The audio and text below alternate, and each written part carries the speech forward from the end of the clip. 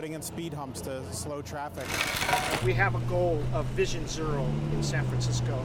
It requires hard work to re-engineer our streets, to educate the public, to make sure that our streets are safer, so that should there be an accident or something that causes a traffic issue, that it won't end up in serious injury or death.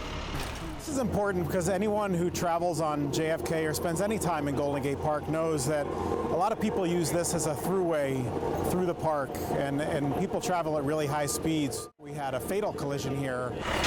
Certainly do everything we can to make our streets safer, and that means slowing down, not ever allowing any of our streets, particularly in Golden Gate Park, particularly JFK, maybe down the road MLK, to be thoroughfares for anybody. What we're doing with regard to Vision Zero is focusing interventions to address the causes of serious and fatal collisions. This is now done for JFK.